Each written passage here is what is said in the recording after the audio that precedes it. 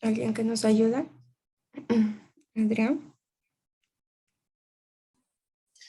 Buenos días, economistas y compañeros. Sí, el trabajo del día de ayer estuvo muy interesante, pues nos llevó a inmiscuirnos un poco en la cuestión de las leyes antimonopolio, que así como ya conocemos ahora cómo se comporta el mercado de un monopolio, también pues se pudo investigar que es necesario tener la creación de estas leyes antimonopolio. ¿Por qué razón? Porque estas que vienen impulsadas por parte del Estado, lo que buscan es garantizar una adecuada competencia en el mercado, de tal manera que los monopolios no no se apoderen de todo el mercado. En nuestro país encontramos que sí existen leyes antimonopolio. La primera fue en el 2011 y luego fue reformada en el 2013 y en el 2017. Entonces, en nuestro país, pues sí se encuentra con estas leyes. Sin embargo, a pesar de tener esta ley, no siempre se la aplica adecuadamente porque aún pues, persisten este tipo de monopolios. Un claro ejemplo es en el mercado del combustible, en el mercado de las radiofrecuencias. Es de conocimiento público que hay monopolios ahí. Entonces, de una u otra manera, a pesar de que la ley sea motivada por el Estado, si esta no es aplicada adecuadamente, no garantiza que esto va a permitir destruir o controlar de cierta manera los monopolios. Ok, muy bien, muchas gracias, Adrián. ¿Alguien más, tal vez, chicos?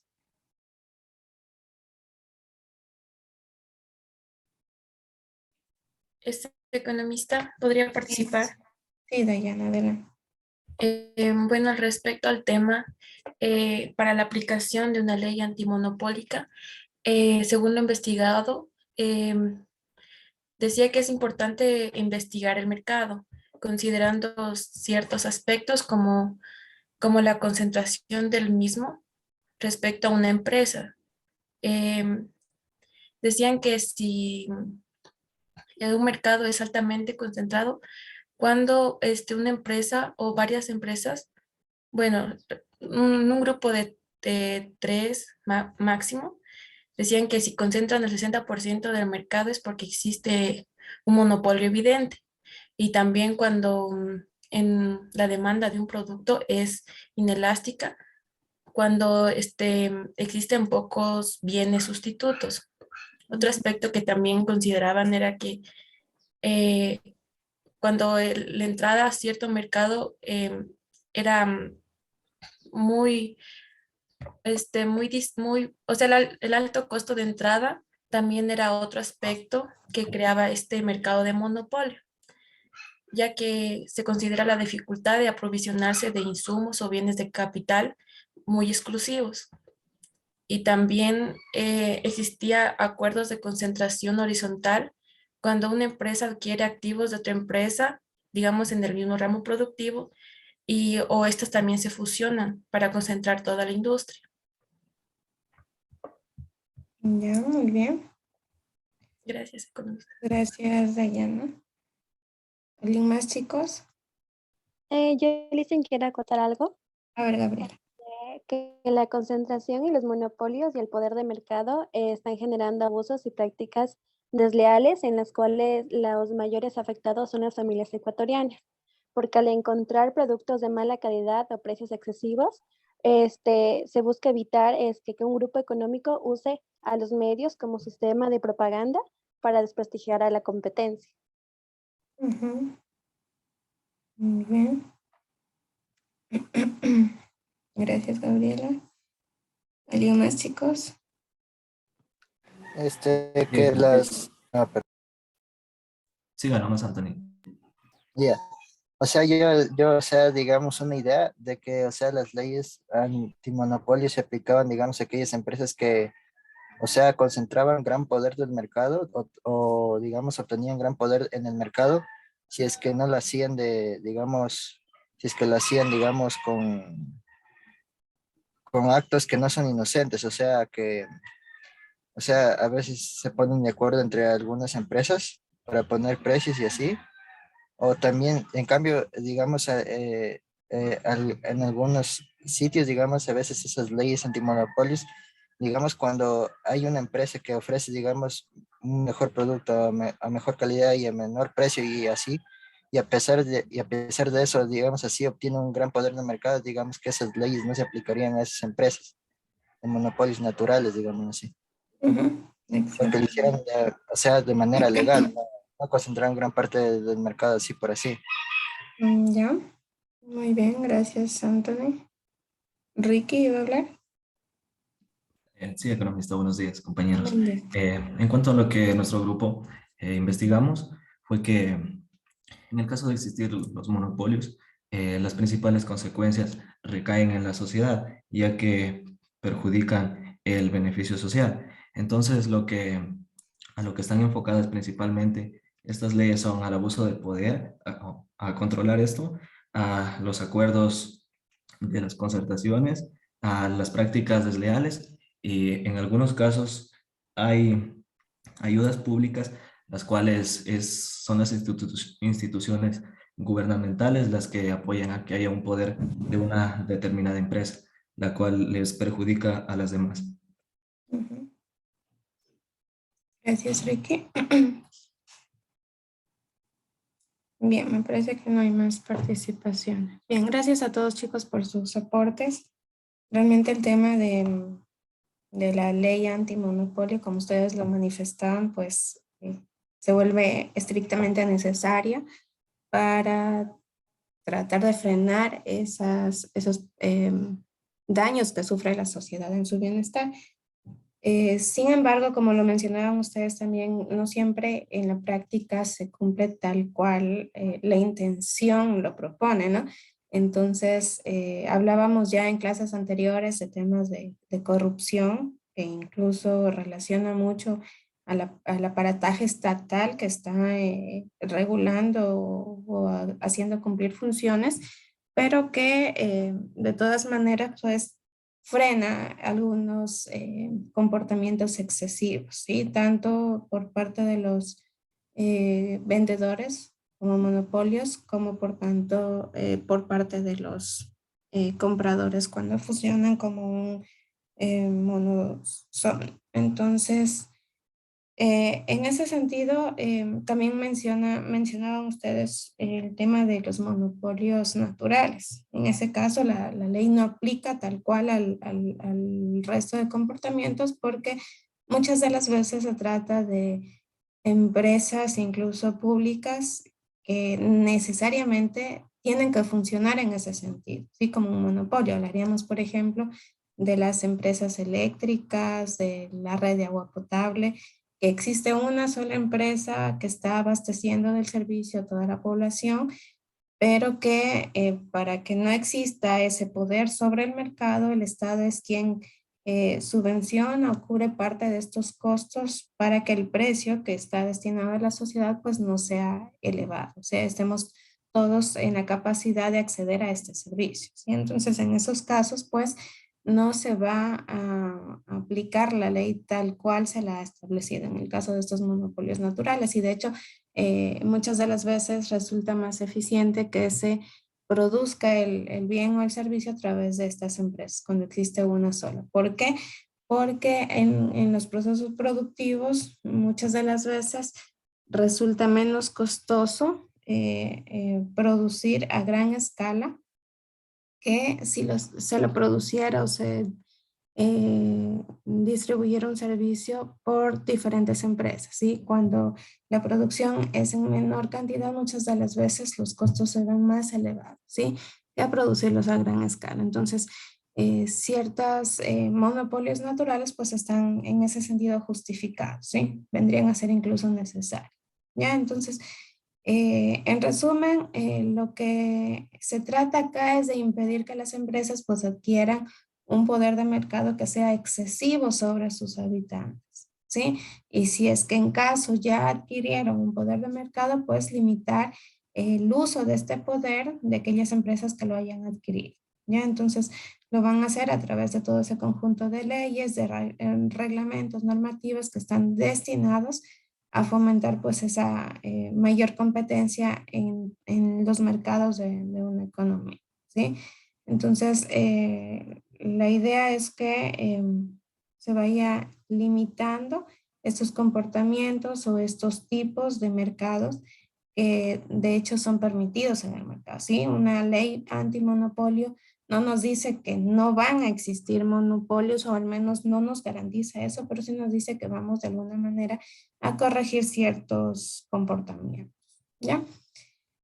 Eso, chicos, en cuanto al tema, de alguna forma, las medidas en las que puede optar el gobierno, ¿sí? Ahora, siguiendo con el tema de este poder de mercado que existe por parte de algunos vendedores y de algunos compradores, vamos a ver ahora cómo es que estos deciden fijar los precios, eh, aprovechando ese poder de mercado que tienen sobre la sociedad, ¿ya? Bien, habíamos visto entonces hasta acá que, déjeme un ratito poner mi pantalla.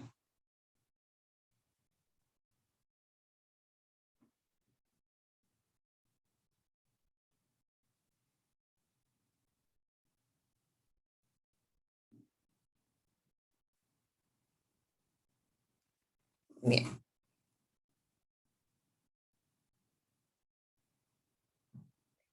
Habíamos observado ya las características o particularidades que se presentaban como poder de mercado en ambos casos, ¿no? Entonces, en ese sentido, independientemente de si es por el lado de los compradores o por el lado de los vendedores, existe un poder de mercado, ¿sí? Y frente a ese poder de mercado, quienes están al frente de una empresa, ya sea como vendedores o aquellos que están suministrando algún tipo de material, de materias primas, de insumos, etcétera, pero que tengan un poder de mercado, estarán enfrentándose a decisiones bastante complejas, ¿sí? Estas personas o estas empresas están en la necesidad de tomar decisiones que les permitan utilizar de manera más eficaz su poder de mercado, ¿sí? Tienen que decidir cómo es que van a fijar sus precios, cómo es que van a elegir las cantidades adecuadas de los factores que necesitan, cuánta producción van a generar en el corto, en el largo plazo para realmente maximizar sus beneficios, ¿sí? Entonces, a diferencia de las empresas competitivas, tienen una tarea más amplia, ¿sí? Una empresa competitiva, pues, en el mercado no tiene influencia sobre el precio y por lo tanto no tiene esa preocupación. Simplemente se va a preocupar por cómo está funcionando esa empresa, cuántos costos está registrando, generando de la actividad económica que tiene y finalmente pues simplemente va a tratar de elegir el nivel de producción con el que su precio sea igual a su costo marginal y con eso bastaría, ¿sí? Pero en cambio, aquellas empresas que tienen ese poder sobre el mercado, pues tienen esa preocupación adicional, ¿sí? Tienen que ir un poquito más allá, averiguar cuáles serían las características de sus consumidores, de su demanda, para tomar una decisión más ajustada a la realidad, ¿sí?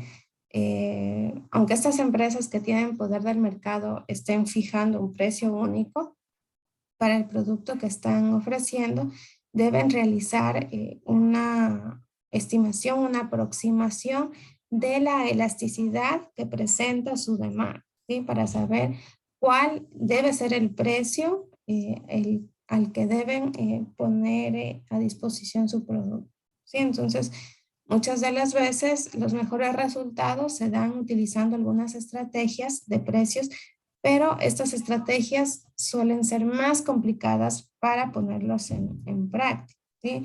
Estamos hablando de que, por ejemplo, ya en la práctica se da el tema de discriminación de precios, es decir, se hace diferencia entre distintos clientes y este tipo de estrategias hace que se genere algún tipo de aumento en los beneficios, porque se está cobrando lo que se considera que es la capacidad máxima o la disposición máxima a pagar por un mismo producto, por un mismo servicio, pero desde la mirada de diferentes clientes, ¿sí?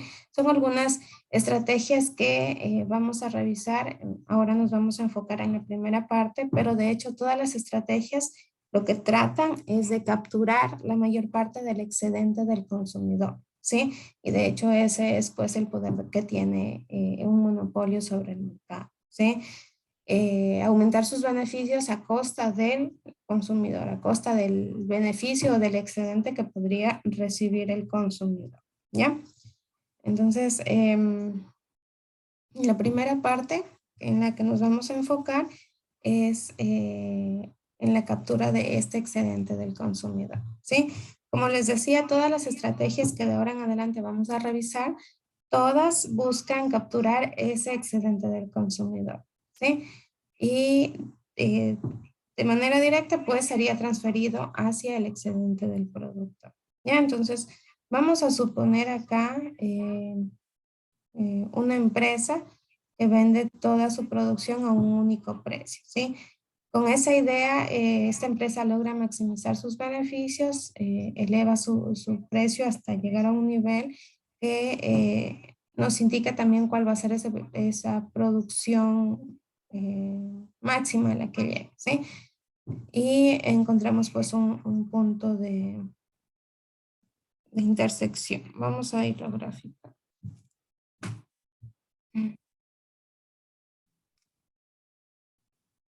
Ya, entonces tenemos una demanda, tenemos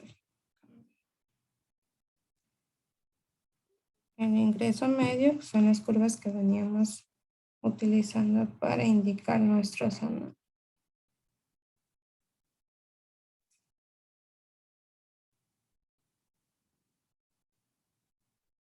Y tenemos la curva del costo marginal también.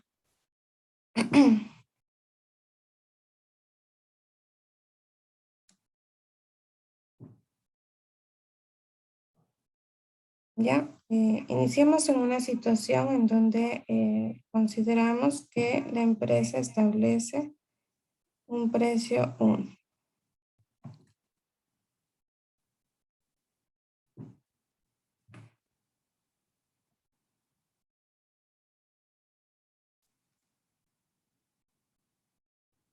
¿Sí? Es decir, cuando iguala su ingreso marginal a su costo marginal. ¿Ya? Bien, entonces, me cierra acá. Bien, entonces, en ese sentido, lo que trata de explicarnos esta estrategia es que habrá segmentos de los clientes a los cuales se les puede aplicar distintos precios, ¿sí? La idea es que habrá una parte de esta curva de demanda, pues, pongámosla acá. La primera parte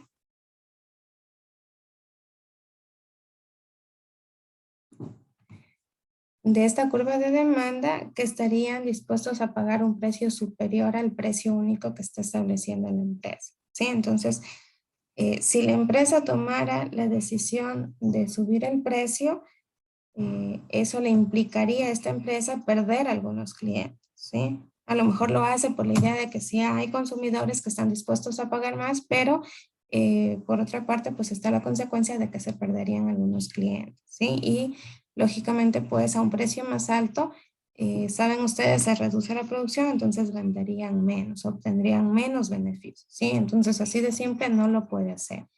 Y adicional a eso, hay otros clientes que no comprarán el producto de la empresa porque pues no están dispuestos a pagar este precio más alto, ¿sí? Muchos de estos pagarían un precio únicamente más alto al coste marginal de la empresa, ¿sí? Entonces estamos hablando de que este es el coste marginal, llevándolo desde la curva del coste marginal, ¿sí? Únicamente superior al coste marginal. ¿sí? Hay clientes que están dispuestos a pagar ese precio, un tanto más alto al coste marginal de la empresa, ¿ya? Entonces, si la empresa en cambio decide bajar su precio, esta empresa podría vender alguna cantidad a estos clientes, ¿sí? Que están en esas posibilidades, ¿ya? Pero lamentablemente, pues en este caso va a obtener menos ingresos de sus clientes porque también estamos considerando que baja el precio, ¿sí? Aunque en este caso, pues posiblemente la cantidad producida o la cantidad vendida aumente, lo está vendiendo a un precio inferior y por lo tanto también se va a ver reflejado en la disminución de sus beneficios. Entonces acá la idea es averiguar cómo esta empresa puede capturar el excedente del consumidor o al menos una parte de esto, considerando los clientes del segmento A que están en la disposición de pagar un precio más alto, pero que de todas maneras incluya a los posibles clientes del segmento B que están en esa disposición de pagar un precio más alto que su costo marginal. Es decir, que abarque a aquellos que tienen esa mayor disposición de pagar, pero que de todas maneras les siga siendo rentable esta transacción, ¿sí? Que no se vea descompensado por la disminución de producción, ¿ya? Entonces, acá la clave directamente es, si nos damos cuenta, no cobrar un precio único, ¿sí? Entonces, hacer esa distinción o esa discriminación, ¿sí? Sin embargo, la empresa, pues, para que pueda cobrar diferentes precios a cada uno de sus clientes, va a necesitar de mucha más información acerca de sus consumidores o de cómo se está comportando su curva de demanda, ¿sí? Habrá algunos clientes de esa parte superior del segmento A que están dispuestos a pagar ese precio más alto, algunos del segmento B que pagarían un precio un poco más bajo a ellos y algunos que van a estar situados en una situación intermedia que pagarían un precio todavía distinto a los dos anteriores. Y entonces esa discriminación de precios hace posible cobrar en distintos precios a estos distintos clientes. Pero la dificultad o el problema al que se enfrentan acá estas empresas es identificar precisamente esos diferentes clientes y conseguir que paguen pues, los precios a los que realmente están dispuestos a pagar. ¿Ya? Entonces, con ello veremos entonces el tema de la discriminación de precios, ¿sí? Que consiste pues ya en esa práctica de cobrar distintos precios a distintos clientes por un mismo bien o por un mismo servicio, ¿ya? Bien, entonces en ese sentido, la discriminación de precios, como lo vamos a ver de ahora y en las siguientes clases, pues puede tomar algunas formas, ¿sí? Y de hecho, a estas distintas formas de discriminación de precios se les denomina como discriminación de precios de primer grado, de segundo grado y tercer grado. Ahora nos vamos a enfocar simplemente en la primera, ¿ya? Entonces, si nosotros analizamos la discriminación de precios de primer grado, vamos a partir de la idea de que una empresa, pues, su interés es cobrar un precio diferente a cada uno de sus clientes, ¿sí? Si la empresa pudiera, de hecho, lo que haría sería cobrar a cada uno de estos clientes el precio máximo que ellos estuvieran dispuestos a pagar por cada unidad comprada, ¿sí? Y de hecho, nosotros como consumidores para cada uno de los bienes y servicios que consumimos, que demandamos, pues tenemos una disposición a pagar un precio máximo que estamos dispuestos a pagar, ¿sí? A ese precio máximo que estamos dispuestos a pagar, dependiendo de cuáles sean nuestros intereses, gustos y necesidades, es lo que se conoce como el precio de reserva, nuestro precio de reserva, ¿sí? Es ese precio máximo que estamos dispuestos a pagar, ¿sí? Entonces, esa idea de cobrar a cada cliente su precio de reserva es lo que se conoce como la discriminación de precios de primer grado, ¿ya? Entonces, esto lo van a relacionar ustedes para que no nos confundamos con los siguientes temas que vamos a revisar las siguientes clases, ¿sí? La discriminación de precios de primer grado, Es esa idea de cobrar el precio de reserva de cada uno de los clientes, ¿ya? Entonces, bien, vamos a verlo en la gráfica. En la misma gráfica que tenemos acá, podemos ver cómo en una parte, déjenme cambiar el color, tenemos el excedente del consumidor cuando se cobra un precio único, ¿sí? La situación con la que partimos. Estaríamos hablando de que aquí existe un excedente del consumidor, ¿ya? Pero también nos enfrentamos a un beneficio variable que recibe la empresa por cada una de las unidades que está produciendo adicionalmente.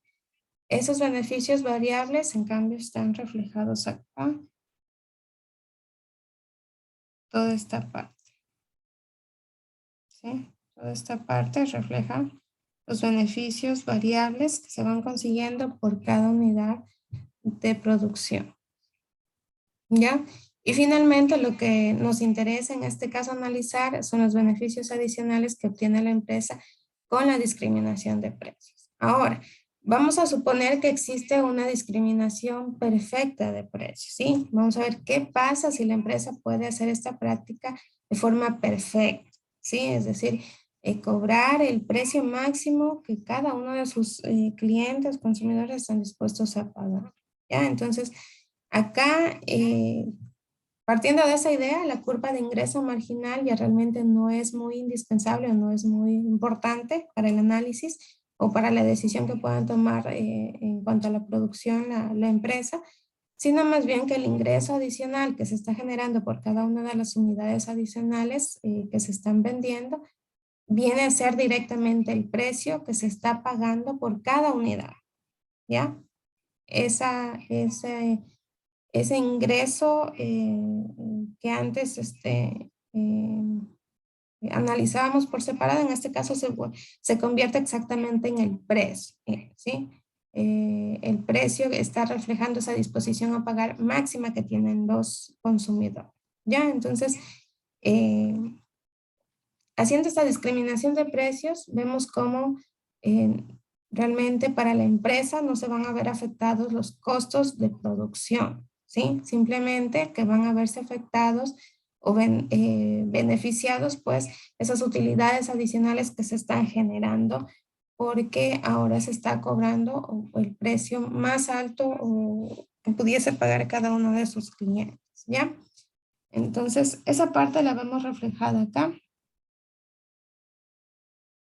¿Sí? Toda esta parte. Estamos asumiendo que todos los segmentos de la demanda están pagando el precio más alto que pudiesen pagar, ¿ya? Entonces, en la medida en la que la demanda, esta curva de demanda que tenemos acá, es mayor o es superior al coste marginal, es la empresa pues puede obtener más beneficios incrementando la producción, ¿ya?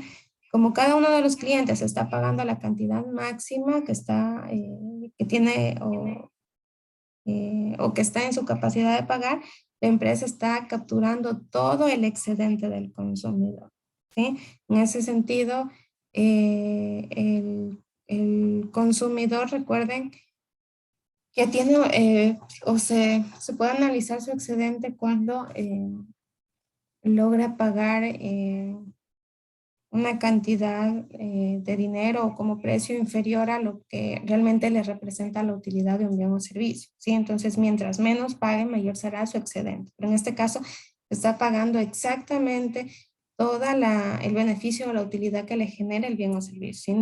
No tiene excedente adicional a ello, ¿ya?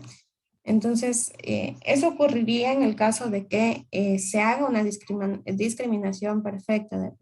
Pero si ya nos vamos a la práctica, nos vamos a la realidad, esta discriminación perfecta de precios es casi imposible. Y de hecho al menos de que haya muy pocos,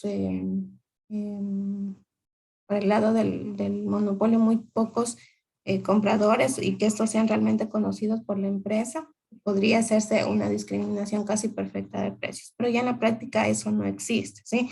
Cuando hay un monopolio, lo que hay de compradores es una infinidad de consumidores, de compradores, de clientes, ¿sí? Entonces, es sumamente complicado conocer a cada uno de ellos y conocer cuál sería ese precio de reserva, esa disposición a pagar que tiene cada uno de ellos.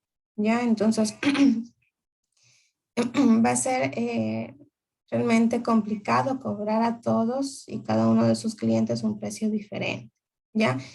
Entonces, una empresa normalmente no sabe cuál es ese precio de reserva que tiene cada uno de sus clientes. Y aunque la empresa decidiera preguntar a cada uno de ellos, nosotros, por lógica, como consumidores, podemos saber que probablemente pues no vamos a responder con la mayor sinceridad posible. De hecho, cuando nos aplican alguna encuesta que es necesaria para un estudio de mercado y nos exponen algunos productos y nos exponen también algunos precios que nos gustaría pagar para obtener este producto o servicio, muchas de las veces optamos por el más económico porque aunque nos interese, aunque nos guste, aunque nos genere algún tipo de bienestar el producto, pues nuestro interés es recibir también la mayor utilidad, es decir, no gastar tanto en ese producto. Y por lo tanto, jamás vamos a decir que estamos en la disposición o en la capacidad de pagar el precio más alto, ¿verdad? Entonces se vuelve aún más complicada la situación para las empresas porque no tienen esta información completa y veraz, ¿ya? Sin embargo, a veces pues las empresas pueden hacer esta discriminación imperfecta cobrando unos cuantos precios diferentes, ¿sí? No exactamente el precio que está dispuesto a pagar cada uno de sus clientes, pero sí estructurar algunos diferentes precios a los cuales se vayan ajustando los segmentos de mercado, ¿sí? Entonces, de alguna manera se estima esos precios de reserva de sus clientes, ¿sí? Se aproximan, son algo similares, se asemejan, ¿ya? Entonces, esta práctica se utiliza con frecuencia por algunas profesiones en particular, ¿sí? Hablaríamos, por ejemplo, los ejemplos que nos plantea el texto, nos hablaba de los médicos, los abogados, los contadores, arquitectos, que están conscientes de la capacidad y comportamiento que tienen sus clientes. ¿Sí? En ese caso, sí es posible hacer una valoración de la disposición o capacidad que tienen de pagar sus clientes y fijar, de acuerdo a ello, pues, las tarifas en base a esa valoración que hayan hecho.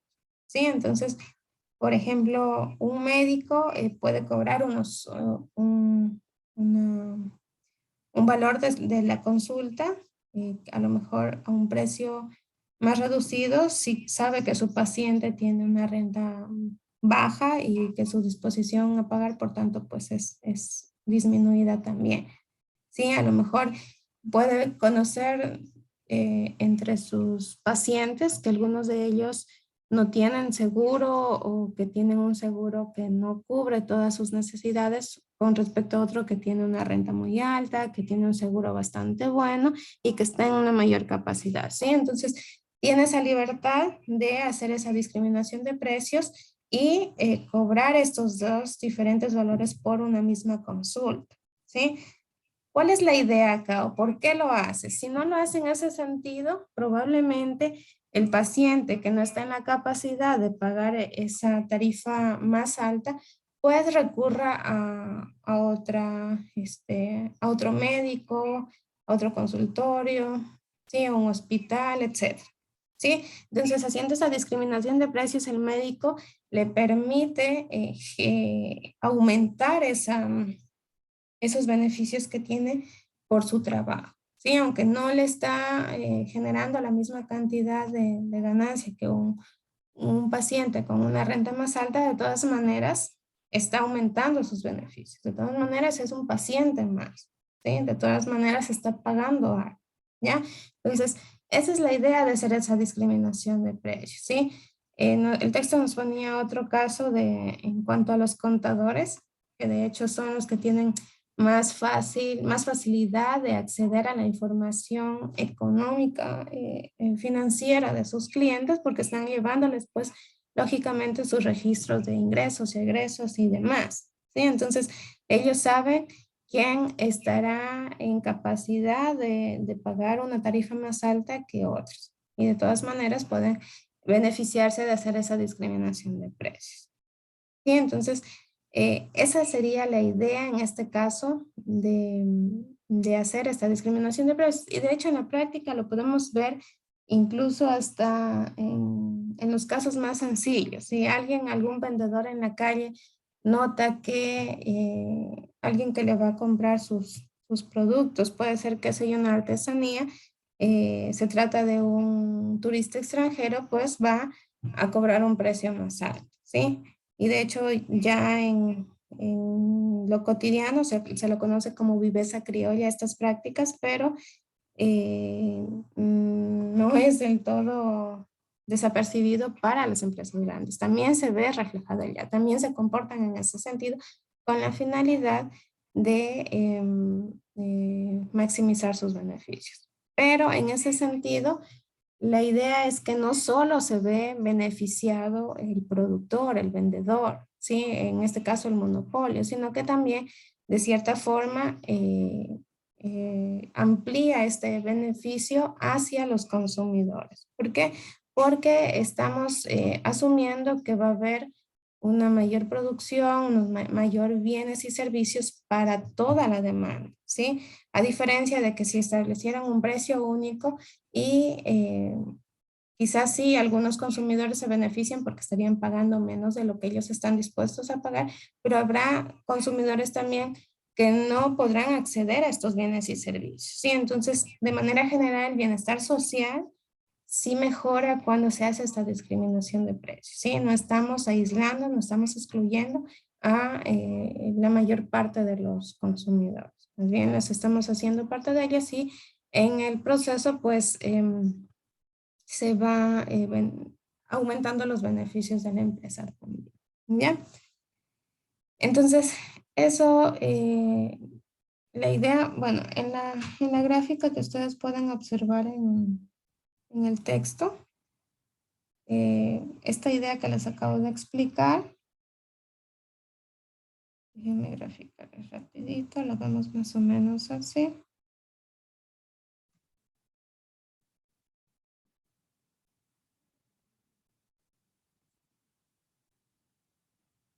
¿Sí? Y acá la idea es establecer algunos precios, ¿sí? Va a haber un precio único, pero como se va a ir acercando a los comportamientos de sus segmentos de mercado, y con esa información, con ese conocimiento, se puede ir proponiendo o estableciendo algunos precios diferenciados, ¿sí? Lo que sí hay que considerar acá es que el precio más bajo que puede establecer la empresa, pues tiene que ser lógicamente aquel que está por encima del punto en el que el coste marginal corta la curva de demanda, ¿sí? Justamente en este punto, ¿sí? Estamos hablando de la curva de demanda y su coste marginal. Ese sería el precio más bajo que podía establecer en este caso el monopolio para seguir haciendo uso de su poder de mercado, ¿sí? Entonces habrá quienes paguen un precio más alto, habrá quienes paguen un precio un tanto más bajo que el precio único que podría comprar, pero para ambos casos o segmentos de mercado se estaría beneficiando acá por un precio más alto y acá por una producción más alta. ¿Ya? Esa sería la idea entonces, chicos, de la primera parte de esta discriminación de precios. No sé si hay preguntas, comentarios.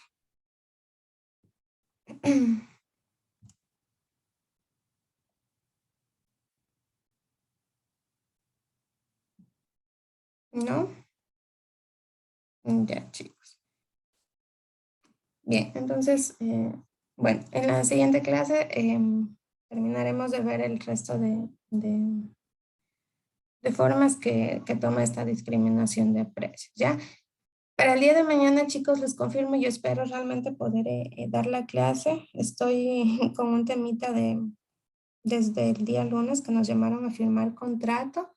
Y como les comentaba, pues estamos en teletrabajo y ahora me encuentro en Zamora. Y me toca hacer todo ese trámite que hay que actualizar muchos documentos. Y sí me toma al menos más de medio día, ¿sí? Entonces, como están trabajando una sola jornada en la universidad, me tocaría tomarme toda una mañana y vengo aplazándolo desde el día lunes, un poquito por temas de salud y otro poquito porque tengo la mayor parte de mis clases en este horario, ¿sí? Entonces, el día de mañana, en la mañana solo tengo con ustedes. Y en el caso de que me toque, pues, ir el día de mañana, yo les avisaría para que me disculpen por esta clase, ¿sí? Si me logro acomodar con los horarios, pues ya nos conectaríamos. Yo les confirmo cualquier novedad. ¿Ya, chicos?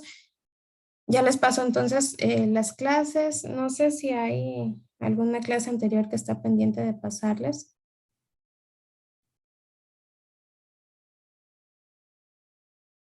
¿Lo recuerdan? O si no, bueno, ya les paso las que tenemos de la segunda unidad.